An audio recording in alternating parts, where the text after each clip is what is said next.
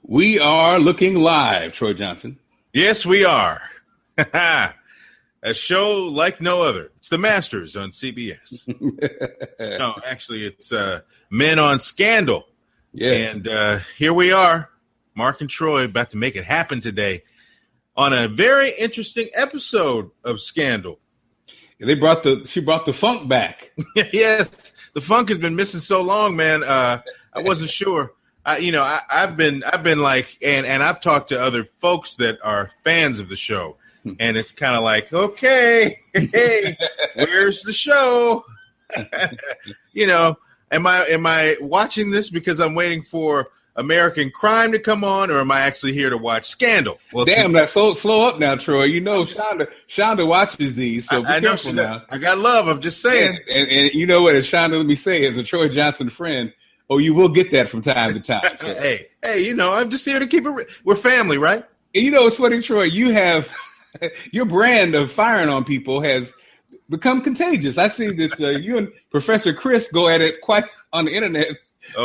Quite heavily, and I laugh because I've known you a long time. I said, "Well, damn, I didn't." He's come out the new friends are feeling the heat. Hey, man, I will roast somebody if necessary. I'm just saying. Anyway, let's get to the show. Papa Pope pouring out a couple of glasses of wine, showing up at Olivia's apartment. That's what happened last week when the episode was ending, and he tells Olivia that he has a problem. I don't know what's going on here. People are accusing me of running some kind of organization with a letter and some number B613. How is that possible? I'm just a guy who works at the Smithsonian. I don't know what this is. Olivia? It felt good. It kind of starting the show off with Papa Pope did bring us back. You know what I mean? Yes. It felt like, okay, we're on for the ride. The wine is poured. The soliloquy has started. Yes. Papa's making points that we all agree on. Mm-hmm, right. You're kind of like, well, damn, yes. I mean, is he the voice of reason? I don't know, but it felt like, okay, we're getting ready to have quite a ride, and we did. Yes, we got a show for real this time. Now, he tells Olivia that, hey, if you know how to shut B613 down, go ahead. You solve problems. You make things happen. Go ahead, make it happen. Now, Olivia says she just wants justice.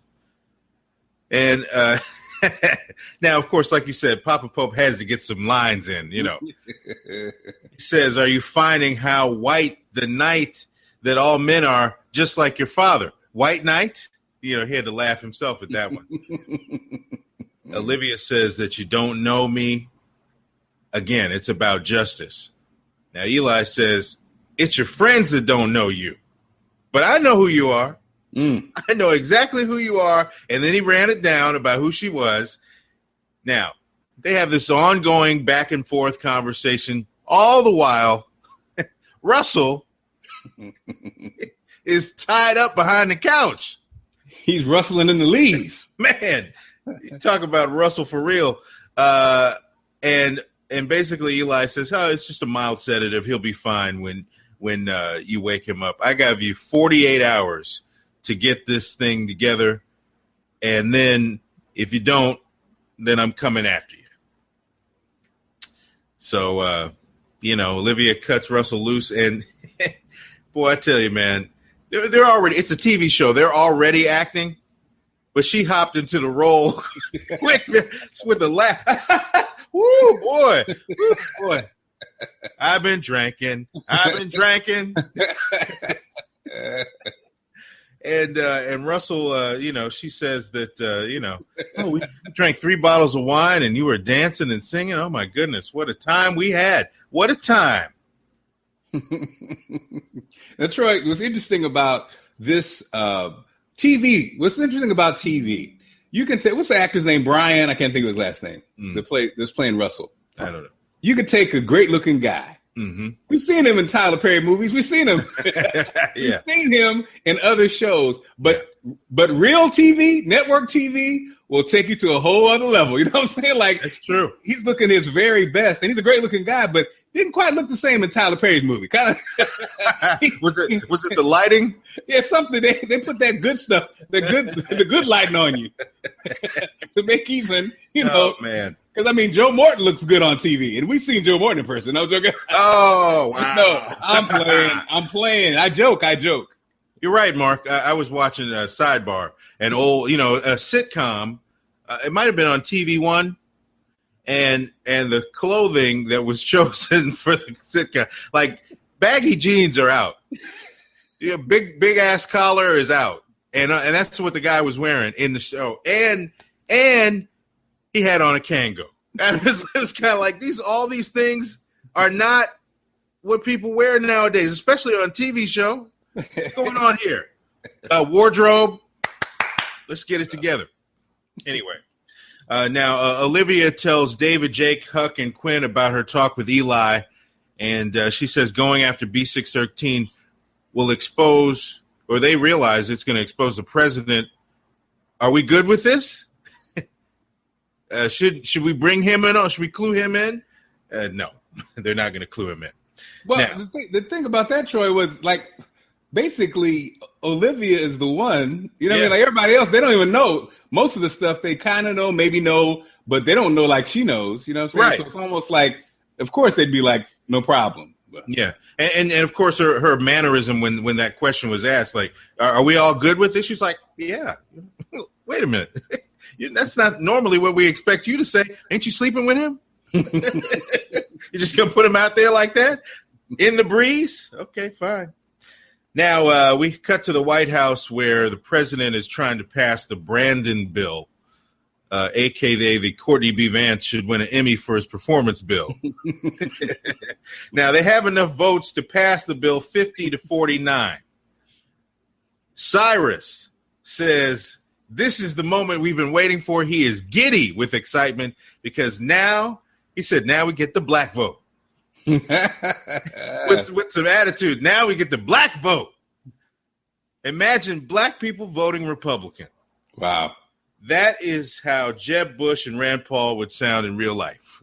Yes. That is the moment that I'm sure people are wrangling around offices right now in presidential campaigns, Republican campaigns. That are official and unofficial. They're like, man, can we have a moment like that? No. No. Oh, well. Anyway, the D.C. mayoral race is in play. Remember Marcus Walker? He's a part of that episode where Brandon was killed. And now, we know that he's a community activist. Now he's a candidate for mayor. And he is right now leading the incumbent mayor. So he has a chance to go from community activist to mayor of Washington, D.C. Damn. Now, OPA is summoned to the mayor's home by Marcus. So they walk in, and it was interesting the way they came in, like, we're supposed to be meeting Marcus. Why are we here at the mayor's house? And the door's open. That's strange. Doody-doo. They walk upstairs. The mayor's wife is dead in bed. And Marcus has pants on and blood. That's what his outfit is. and no, it wasn't designed by Kanye. It was no. So what's going on here? What's going on? He says that he tried to stop the bleeding. And I was like, with what? Some more blood? But you know what? This was great again, Troy, because this was how it was in the old days on this show. When you come into a scenario and you don't know what the hell's going on. You know what I mean? It's like, what is going on? And so then they explain what's going on. So It's like it's the old days, man. It's the old days. All right. Well, I liked it. He was in bed with the mayor's wife. They heard a noise, thought it was her husband. You know, that's the typical. You got to hide in the closet. It was that kind of moment. And then a bunch of masked men come into the room. They attack the mayor's wife. stab her, and she's killed right in the room. And he says, as he watched from the closet, he saw her murdered basically in front of him. So they're killing the mayor's wife now. They're killing him in the closet. They're killing the mayor's wife now. I'm locking him in the closet. I gotta call Olivia Pope. It was R. Kelly inspired. What episode of Keeping in the Closet was this? Yeah. No little person was involved. No small people. What is the correct term for? I think it's politically correct. I don't think we don't say midget anymore. No, of course not. Small person, yes. Small person. A person of small descent. A person of smallish stature. I'm all up in the mayor's closet. Now, Fitz and Cyrus, they lose a vote on the Brandon bill. So now in the Senate, it's 49-49. Now, a lot of people, this is a civics lesson for you. You remember your government class? What happens when the Senate is in a tie? Mark? They order a sandwich? No. The vice president is the president of the Senate and the tiebreaker. So Vice President Susan Ross, they summon her. If she votes, then the bill's going to be fine, and they just move on. And this bill, like I said, it's a big deal because it addresses the policing issues. Once again, Cyrus, black vote, it's going to work out for us, right? So she's at a spelling bee. And it kind of it looked like that 9/11 moment with George Bush. Like he was speaking at a school. She's like, I'm not going anywhere until the words have been said and spelled. And what was the word? Like omnipotent, something like that. It was onomatopoeia. Onomatopoeia, yes. So she hears the word and then she's ushered out. Cyrus says when she gets to the White House that you need to vote on this bill so we can move it forward. The Brandon bill, make it a law so we can make this thing happen. She says, I haven't read the bill.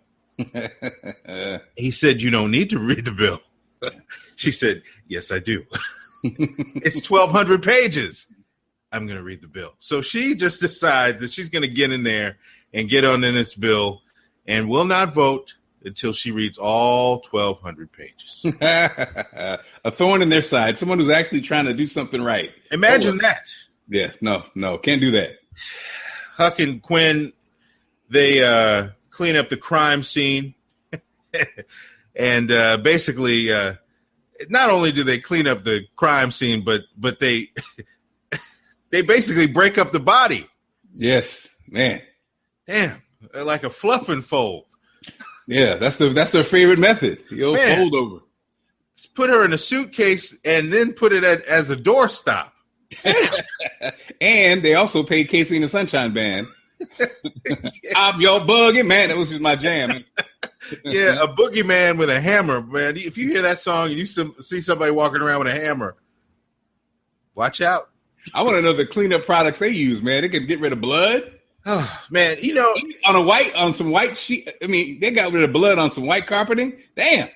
Yeah, they were amazing with that. The other thing that, let's go back a little bit. When they assess the crime scene in the first place, Quinn finds a knife, which, of course, I don't really watch CSI, but come on now. Every time somebody dies on this show, the murder weapon is there. What kind of criminals are these? Leaving the murder weapon around? They're arrogant, man. They don't care. They're arrogant. Yeah. But, it really doesn't matter because Quinn and Huck have an amazing cleaning service. Yes. They come through and they breeze through and make it happen. So, so they clean up the crime scene. And Marcus questions Olivia as this is going on. He's like, this is what you do? She says, yeah, that's what we do. I know this is hard for you, but you know what? Prison is harder. Damn. He's like, I know that. That is true. Now, is it? His cousin Binky knows about that. He's like, right. And Marcus says, you might think I'm a hypocrite for sleeping with a white woman. And he's just confused. He just doesn't understand, the mayor, or here's the bigger question. The mayor's house, there's no security system. Nobody works there. No police department watching. Nothing happened. Just This house. damn. Also, Olivia was quick to correct him. You're not a hypocrite for sleeping with a white woman. You're a hypocrite for sleeping with a not attractive white woman. Because all the white men in my life are fine. Okay. Yes, Now, that's right. take that back to the hood with you. Oh my goodness. Now back to the White House. Abby tells the press that the VP is preparing to vote. This is nothing big deal. This is just a normal delay. Cyrus is freaking out. He says there's no time for this. It's time to vote.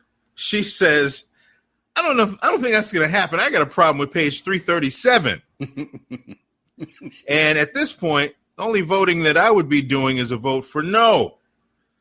No. So again, Cyrus says, this we can't have.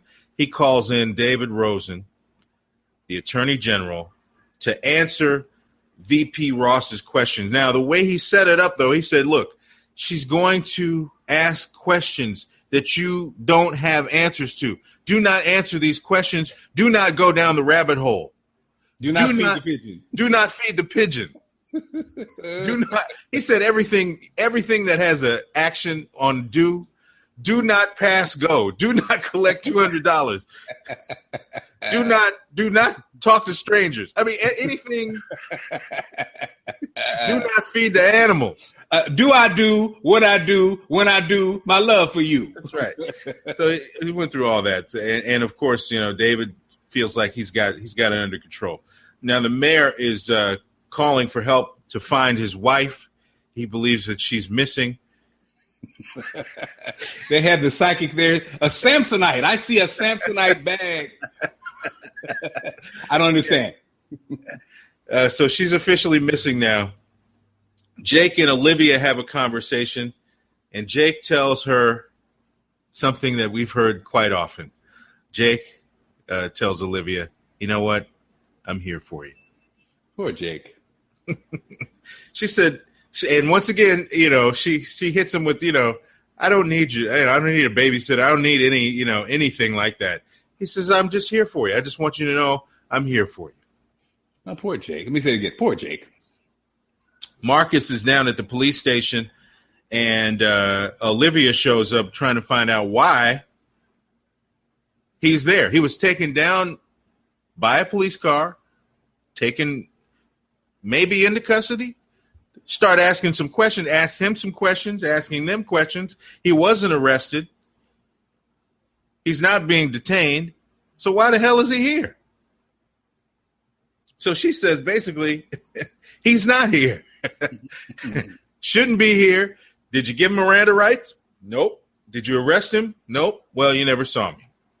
Yeah. And Marcus was kind of like, well played. I like how you do your business. I wasn't feeling it when you were folding people up in bags, but now you get me out of a jam. I'm feeling that. Now Huck tells Olivia Marcus's email was hacked, and the IP address comes from the mayor's office. So now all fingers are starting to point toward the mayor. Maybe he's the one who's responsible for the killing. VP Ross is still going through the Brandon bill, and she's actually making sense. Now, I said this before to you, Mark, and Tony, when VP Ross came on the scene. She is an idiot savant. Yes. She doesn't really have she's not PC enough, really to do her thing, but for some reason she's brilliant when it actually comes to doing some work in Washington, D.C. So she's like, hey, we could actually fix this bill. It could work properly. She tells David that, and David is kind of like, okay, that's like it sounds reasonable.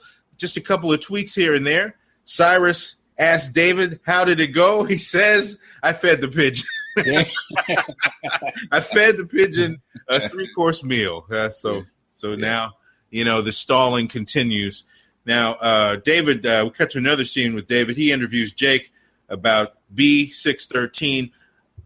Jake asked Olivia to join him when he said, I care for you. Hey, I'm going to go down and essentially give my testimony. Why don't you hang out with me? So she does. She's there. not really looking very interested in the situation. Now, David asked him about some specific missions in some B613 files that he has seen. And he comes across Operation Remington. What's Operation Remington? You mean you said shaver, the Remington shaver? I prefer the Mach 3, but yeah, Operation Remington. Yes. Man. Operation Remington is the operation to shoot down a civilian plane. And, you know, as David asks these questions, Jake gets very protective about his answers. He doesn't really want to say much. Yes, I think it was something like that. You know, it's like, wait a minute. What's with the short answers? What's going on? He finally he says it's, that civilian plane that was shot down, over 300 people died in that situation. And then David asked the question again, he just picked out a random case. Who was the pilot that shot down the plane? Now, Olivia, again, was looking very disinterested in the conversation. She was kind of like, yeah. And when they get to that point, you're thinking that, she's going to, be alarmed or concerned. She basically looks over at Jake and was like, what? Fitz was the pilot.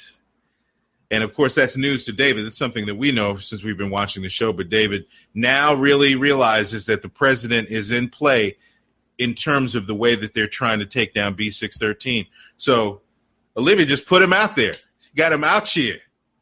Well, the thing is, see, this is the thing. I think we used to say this back in the day before, Daddy Pope came back, was, come on, y'all. You know what I'm saying? The President of the United States, you can't move forward on this. There's no way this is going to go forward. Why just bail out early, tell your dad you're not going to do it and call it a day? You know what I mean? How could you get around, the President of the United States shot down a plane? Oh, okay. You know what I mean? I don't understand. But. Well, now. And what is justice on this damn show? What is justice on this show? We're about to get some justice. Damn. Apparently. Just us. It's just us. Well, it's an ensemble cast, Mark. It's just us anyway. Anyway, now after that revelation, Olivia kind of, I think it sinks in a little bit about what the wheels have turned, what she's beginning to do. She's now thrown Fitz under the bus. She kind of has a flashback as she heads for the elevator to leave the building. She goes home, pours a bottle of wine, and realizes that she needs somebody to come over. She needs some of that act right. She needs an act right, man. She needs, Olivia is a man. Okay, she needs some nothing attached. No, don't have to think. Some escape sex. Or as you basically called it last week, and I'm going to shorten it a little bit, some BB. Back blowout. Oh my goodness! So don't forget the smithereens. She wants her back blown out to smithereens. Smithereens. That's the key right there. So she calls Russell to come over, and they have a conversation at the doorway. And Russell's like, let me say a couple of things to you. First of all, I'm not a heavy drinker. I don't sing.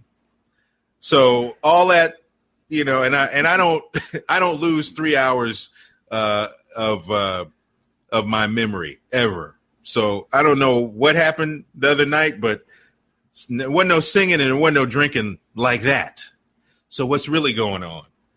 I'm interested in you. You're sexy. I want something, but I don't think I can do this. I like how description was just pretty accurate. Like, I don't know anything about you. I mean, you're sexy. You're sexy. That's all I got. And you're right, Mark, because Olivia is a man. She says, my life is complicated. When you start off with that line. Right. Hey, I got a complicated life, baby. But my life Now, this is smooth. This works now for anybody, male or female. My life is complicated, but when I'm Alex, or insert your club name or whatever it might be, my life is not complicated. Oh. And that's what I want. Yes. And not only that, I want you too. So Russell likes this line of action. Yes. You just got drugged and tied up in somebody's house. And you know in your right mind that she had something to do with it. But she said, my name is Alex. So everything went away. It was fine. Damn. Ah, boy. Well, it confirmed. You just laid it out, Troy. It confirms what we all know, that Jake knows, the president knows, and now Russell knows. Yeah. You know.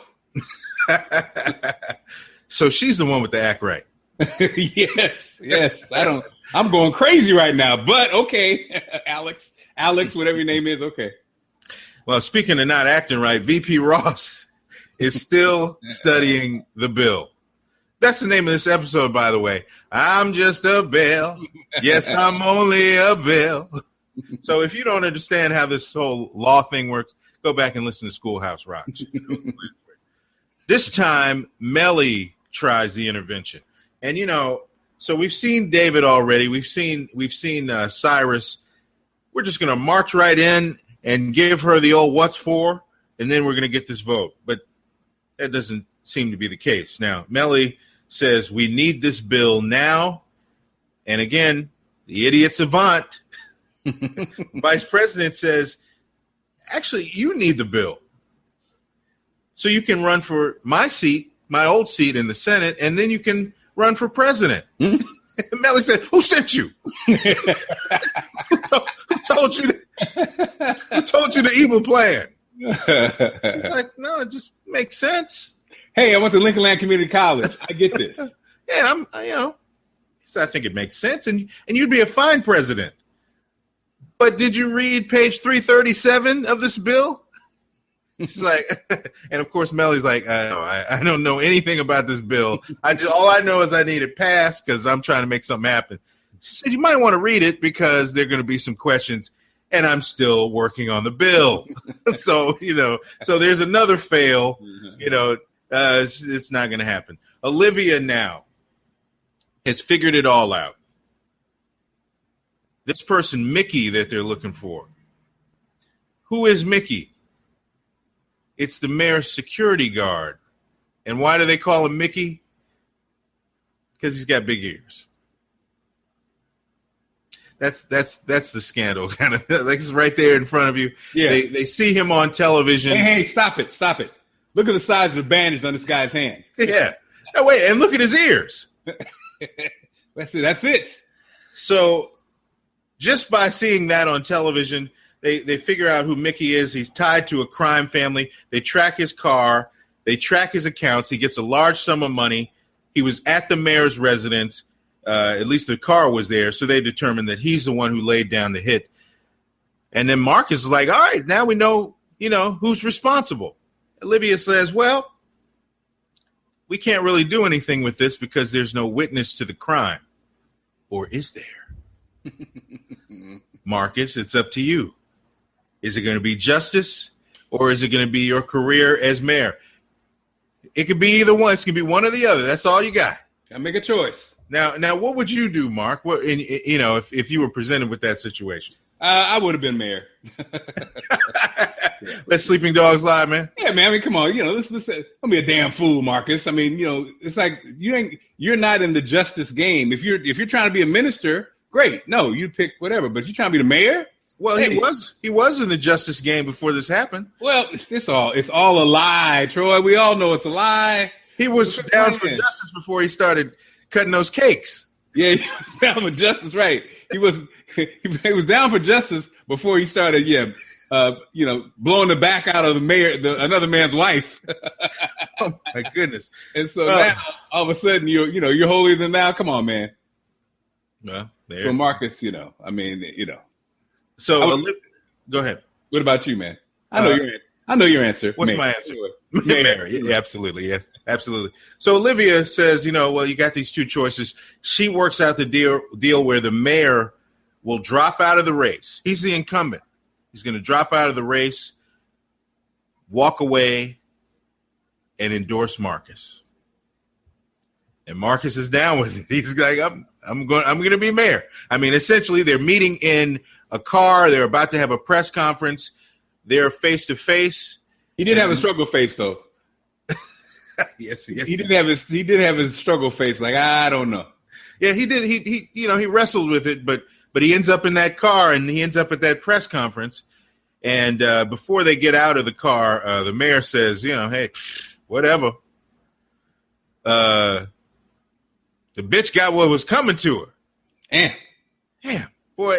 And Marcus was like, what do you mean? This day? And he was like, no, not that. There's a long history of mayors in Washington using the word bitch.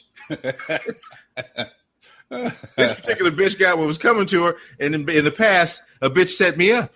Oh, damn. See, man, I'm just You're saying. wrong for that. You're wrong for that. And it's in the books.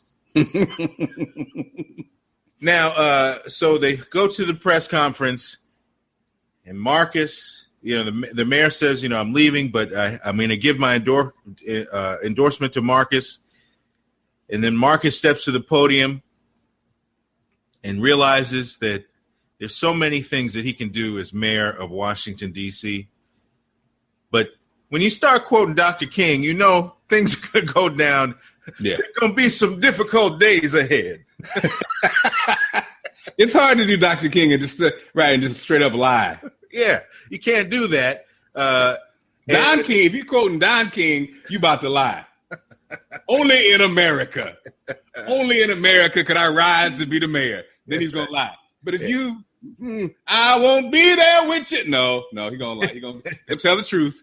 Once he said those two words, Dr. King, Olivia's struggle face showed up. Yeah. Oh Lord. And he confesses at the press conference, calls the mayor a liar and a murderer. And he says, I got to tell it like it is. So there you go. Well, but it did not make no sense. But anyway, go ahead, Troy. It didn't make sense. What?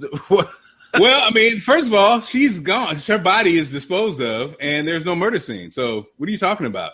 You crazy man. You are crazy, and what are you talking about? That's what the mayor should have said. You crazy, and what are you talking about? Where's the murder scene, and where's my wife? I don't know. Well, yeah, you're right. But he didn't get a chance. He was pulled back. He was pulled away. Anyway, so anyway, the confession was made. So now we see that basically he ain't gonna be no mayor. Now back to the White House again. There's still no Brandon bill. Vice President Ross has been in this office poring over these papers so long she had to break out her secret. He was tightening up those armpits, Mark, as the president walks in. That was hilarious. How you doing?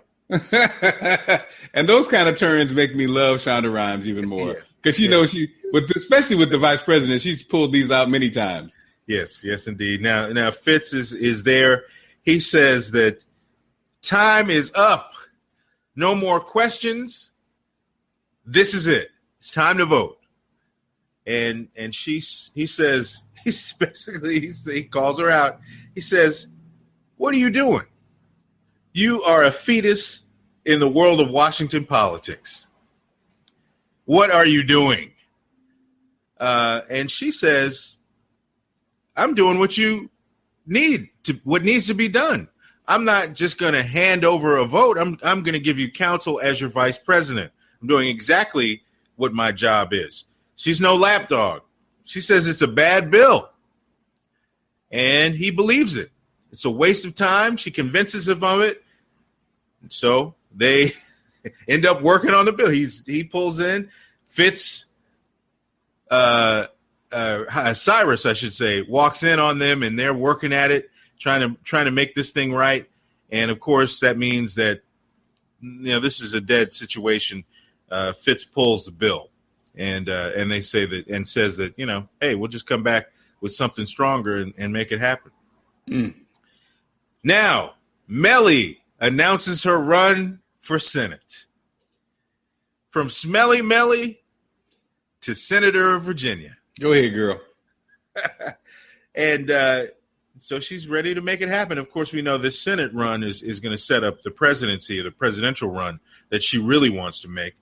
Now, Marcus tells the police about the mayor's wife murder. He's gotten it off of his conscience, but he feels like his career essentially is over now. Yes. And Olivia says that you did the right thing, though.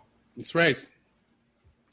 And then in explaining that, she kind of, in typical fashion on the show, kind of ends up talking about herself and the situations that she's been in and the compromises that she's had to make, and kind of goes into that whole thing, and basically, again, tells him that he did the right thing. Though, again, it doesn't make any sense because, again, there's no body and there's no crime scene. And so now, what's he going to do now? See, and it is interesting. Like, he says, my career is over. Your career as a public servant is over, but you are you're going back to the hood, right, which doesn't like rats. And so right. I don't know what's going to happen. Well, but she said she made it. She made it sound like you can survive this. You can come back later. And because you did the right thing now, if you get an opportunity, if you redeem yourself, maybe you can run for mayor at some point in the future. Yeah, maybe. Hey, anything's possible. No, it's not going to happen. Now they were at the doorway of the police station when this conversation was happening. What did you think would happen as he walked out the door? Did you think? I thought he actually was going to be greeted and applauded. Maybe some people thought he was going to get shot, for what he did. Yeah, I don't know. It just kind of seemed like a moment where something else was going to happen, but it did not. No. Just a sidebar that I thought about. Now, here we go. Papa Pope and Olivia. 48 hours is up. And she basically says, no to your answer of your question 48 hours ago. No, I'm not on your side. I'm going to fight for justice, freedom, and the American way. And Eli, is like, I'm proud of you, girl. Go ahead. I'm proud of you. We're diametrically opposed right now, and I'm still going to come after your ass, but I'm proud of you. You are now a worthy opponent. Damn. Yes. You served up Fitz for the first time in your life. Yes. Well, it was at one time she served him up, but kind of different. It was a different kind of service. Jake gets Olivia's text message, goes down to OPA, and is attacked by a B613 agent. Once he hits the door, there's a tussle, there's a scramble, there's a body shot, there's a slam to the ground, and then there's a stab. And who did all of this mayhem? Russell. Damn. Russell is a B613 agent. His real name is Wrestle. That's what they does it with a W. Damn. Man. And normally Jake wins in those kind of fights. Well, and Russell said something about that. He's like, I thought this was I didn't think this was going to be a cakewalk. I came in here and you didn't really put up much of a fight. Let me give you another opportunity. Actually, on second thought, stab. Stabbed him up, Mark. Damn, Jake, man. I didn't imagine, I didn't think, again, man. Well, I didn't think Jake would get, fall victim to that. I've been calling for this, Mark. Somebody's got to die. Somebody got to die. Well, we don't know. We don't know, but in the teaser for next week's show, where there are only 2 episodes left, it looks like Quinn says Huck is dead. I'm sorry, not Huck. I mean, says Jake is dead. So he appears he's definitely been stabbed up. Man, for our Charleston viewers, man, he been stabbed up. My left him buddy.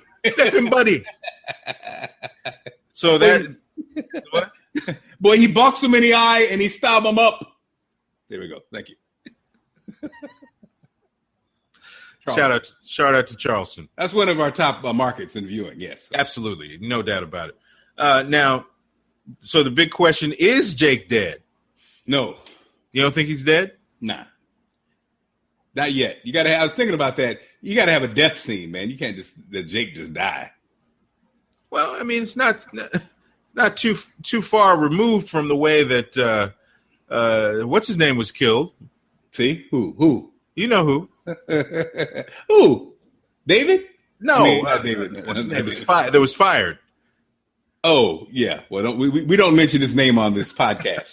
Yes, we do. Anyway, for legal reasons. You know, he was it was Clow. You know, he was dead, and that was that. Yeah.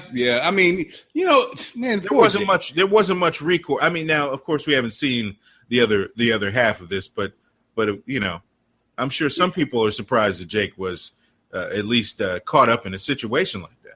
Man, you know, and the thing when you look at this is kind of how life works, isn't it? Like when you look at Olivia, we know all the information. On paper, Jake is a better boyfriend than Fitz. Yes. Right? Yeah. You know, but well, and he would have given his life for her. Yeah. He was unselfish with his love. Yes. But I guess, you know, so ladies, let this be a lesson to you. Okay? Let it be a lesson, ladies. Go ahead and sing it, Mark. I gave my all, but I guess my best wasn't good enough. Here we are, stabbed up on the floor. Russell really spooked me. Why'd he have to do it to me? The breakfast flakes make an appearance. Couldn't believe that Olivia turned around and even gave him that. You saw the turnaround, Troy. Yes. You know, she was getting nasty that night. Just turn around. Oh no, not the turnaround. Yes, turn around. Turn around. Every now and then I don't like to be Olivia because my life is too complicated. Okay. Oh well. Turn around, brown eye. Oh boy. Edit that.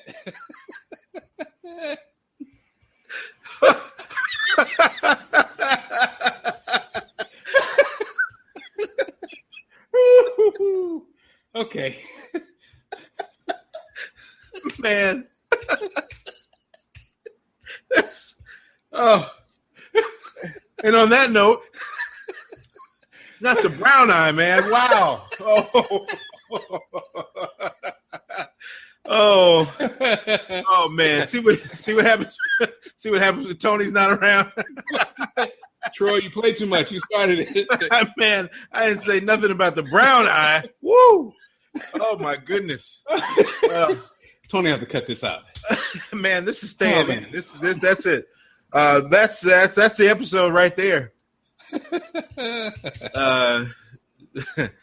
The latest episode of Scandal, as recapped by yours truly, Troy Johnson and Mark Clark. And well, you know, what more can we say after that? We'll have another episode next week, and we expect Tony to be here. And it's not likely.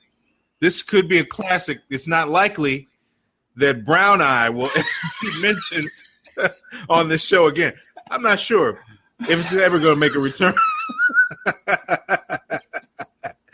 Oh, man, that was good. If you want to watch all of our recaps, of course, you can do that by going to talking360.com. They're all there. And if you'd like to be a patron of this wonderful program, basically, I think you have to go like right here. It's like it's either here or it's over here. To Patreon.com, you can make for just $2.99. You can be a patron of this wonderful program and kind of help us, you know, cover the cost of bringing it to you for $2.99. What can you get for $2.99 these days? What they bargain? What they bargain for me? That's a bargain, man. I think I will be a Patreon. Yes, please be a Patreon. And you know what? We also have a store. We have a store you can buy, and I know people want this. Get your Men on Scandal t-shirt. Hey. Man, hashtag Men on Scandal. You can have it right here on your shirt. Bam! And let everybody know what you really spend your time watching. That's right. And hearing people sing about brown eyes. Not the ones on your face. That's going to go over some people's head. I just want to reiterate. Some people know exactly what we're talking about. Others, we're talking about somebody's brown eye. Anyway, so that's Men on Scandal. We'll be back next week. And don't forget our other programs, Men on Everything. And soon to come, it looks like Men on Empire. All right. It's a possibility. If you missed our recap of that show, you can also check it out on the website. And then next week, we're also going to do a special show, Men on Brown Eye. Don't miss it. It's gonna be amazing. All right. For Mark Clark in New York City, I'm Troy Johnson in Washington, D.C., and, of course, for Tony Scott in St. Louis. He's not with us today, but we'll be back next week with another exciting episode of Men on Scandal.